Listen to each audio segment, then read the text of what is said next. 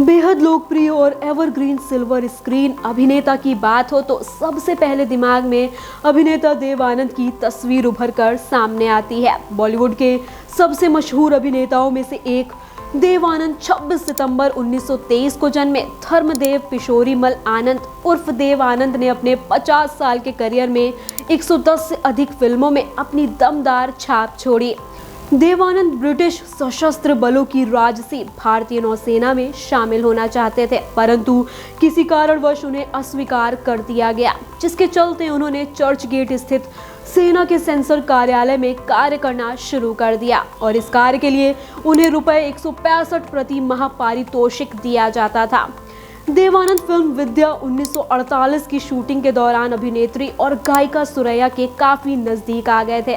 दिलचस्प बात यह है कि देव आनंद ने उन्हें उस समय 3000 की हीरे की अंगूठी के साथ प्रपोज किया था, परंतु उन्होंने अपनी मां की वजह से उस प्रस्ताव को अस्वीकार कर दिया। इसके बाद सुरैया ने अपनी मृत्यु तक विवाह नहीं किया, क्योंकि कहीं ना कहीं वो देव साहब को भी मन ही मन अपना सब कुछ मान बैठी थी। देव साहब की फिल्में जितनी मशहूर रहीं, उतने ही मशहूर रहे उनकी निजी जिंदगी के किस्से। बताया जाता है कि देव आनंद अपने जमाने के वह स्टार थे जिसके प्रति लोगों के दीवानेपन की कोई सीमा नहीं थी, खासकर कि उनकी महिला फैंस जो उनकी एक झलक पाने के लिए कुछ भी कर सकती थी। जब भी देव आनंद की बात होती है तो ये किस्सा जरूर आता है कि वह पब्लिक में ब्लैक कोट क्यों नहीं पहनते थे। बहुत से लोगों को लग सकता था कि यह उनका कोई विश्वास होगा, लेकिन ऐसा नहीं है। दरअसल रिपोर्ट्स के अनुसार उनकी फिल्म काला पानी 1958 की रिलीज के दौरान एक घटना के बाद ऐसा हुआ कि देव साहब ने कोट पहनना ही छोड़ दिया। इस फिल्म में देव, मधुबाला और नलिनी जयवंत मुख्य भूमिका में थे। बताया जाता है कि उस समारोह में देव काले कोट में इतने सुंदर लग रहे थे कि उनके लुक से आकर्षित होकर एक लड़की ने आत्महत्या कर ली।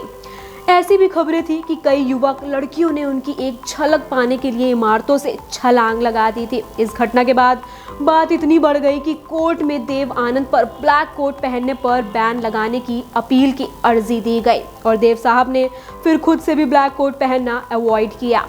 जून 1975 में तत्कालीन प्रधानमंत्री इंदिरा गांधी ने जब देश में आपातकाल लगाने का ऐलान किया तो देव आनंद ने फिल्म जगत के अपने कुछ दोस्तों के साथ मिलकर उसका पुरजोर विरोध किया था।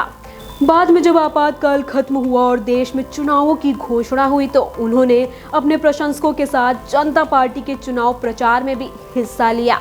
बाद में उन्होंने नेशनल पार्टी ऑफ इंडिया के नाम से एक राजनीतिक दल की भी स्थापना की, लेकिन कुछ समय बाद उसे भंग कर दिया गया।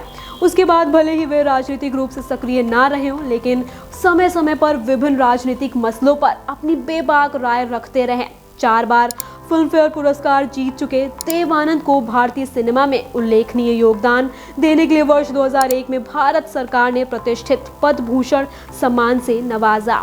अगले ही साल यानी 2002 में उन्हें सिनेमा का सबसे बड़ा सम्मान दादा साहेब फाल्के पुरस्कार प्रदान किया। 3 दिसंबर 2011 को देव साहब का लंदन में दिल का दौरा पड़ने से निधन हो गया। अपने अंतिम समय तक वो लगातार सक्रिय रहे और इसलिए मीडिया और जनता ने उन्हें एवरग्रीन स्टार कहा।